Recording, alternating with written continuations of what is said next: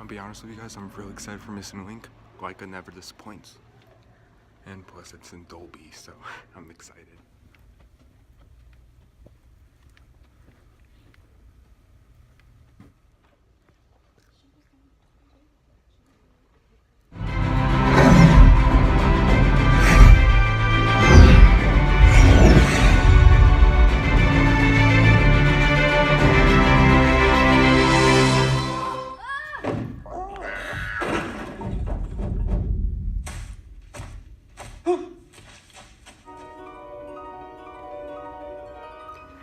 Alright guys, so I did go see Missing Link in the Dolby cinema. Of course, I'll be talking about the Dolby experience after I'm done talking about the actual movie itself. Anyways, let's get right into the story. Basically, the story here is we have this Bigfoot type creature. His name is Mr. Link, who he sets off on an adventure to meet his long lost relatives in the Himalayas. And he's joined by two other characters in this movie that help him get there. And I absolutely love what Leica does. I love their work.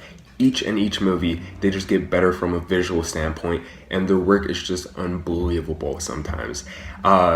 Just because I say that, though, doesn't mean that all of their work is flawless. So we do get, in the occasion, we would get something like Box Trolls, which it's not a bad movie. It's just a really mediocre movie, and especially when you compare it to other Leica's movies, Leica standards, it's a really weak movie. But, you know what? I was instantly excited for this movie after they announced it, after Kubo and Two Strings came out, because I absolutely love that movie, and that movie is damn near perfect. If you guys haven't seen it, you guys definitely need to check that one out. And the bar has been set incredibly high after Kubo and Two Strings. Knowing that Leica was capable of a great movie like Kubo, I was excited to see what they could do, and I was hoping that they could possibly elevate from Kubo and Two Strings, which again is almost a perfect movie, for their next movie being perfect. And then we got something like Missing Link, which is not a bad thing. This is not a bad movie. It's one of Leica's weakest movies for sure, but it's far from being the best, but it's definitely not the worst. The animation here is very much a standout. The movie is just visually flawless, and the crafts works in this movie is just beautiful. There are shots in this movie that actually looked quite realistic, and it didn't even look like stop motion animation. I was just that impressed with the animation in this movie. The voice acting here is just perfect. We get Zach Galifianakis, Hugh Jackman, Zoe Saldana. They all perfectly fit the roles. They're all fitting, and I just love them in this movie. And also, what I really, really admire about this movie is what this movie does with its characters, because in the end, this is a movie about characters who are trying to find their place, and that goes for the same for every other Leica movie. Every other Leica movie, you always get these fun, wacky adventures that are filled with all these characters, all these characters have something special going for them, and they're also characters that feel so human that you might even be able to relate to them. And again, I admire Leica for that. They make these animated movies, but at the same time, they're not kiddie animated movies. They're like quite mature to a point where you could actually kind of relate to the characters. And of course, that's very much present here.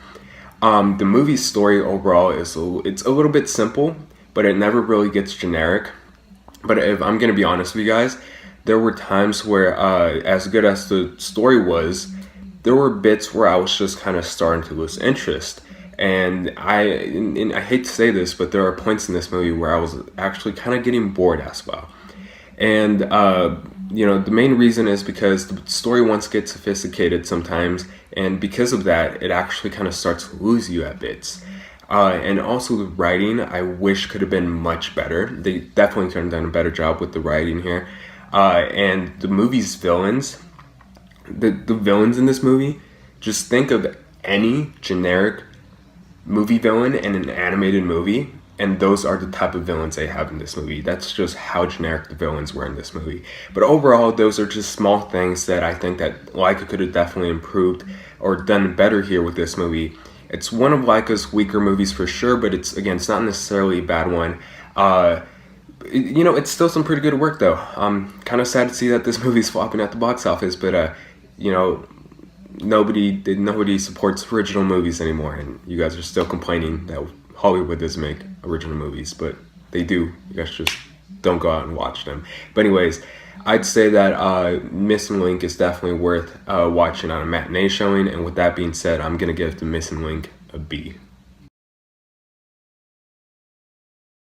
Watching this movie in Dolby, there are some really good aspects about it. You know, the Dolby Vision projection was really sharp, really clean, and it made the movie look more detailed. And again, this is a stop motion movie, so those characters in the backgrounds and all that are going to be more detailed in Dolby Vision, and the projection was just so damn good.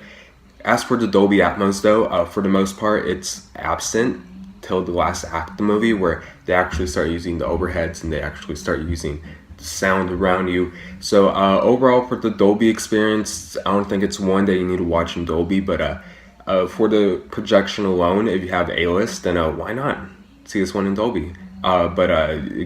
It's not necessary. But anyways, have you guys seen Missing Link? If you guys seen it, what did you guys think about it? Tell me in the comment section below. As always, thanks so much for watching. Please like and subscribe, and I'll see you guys later. Bye.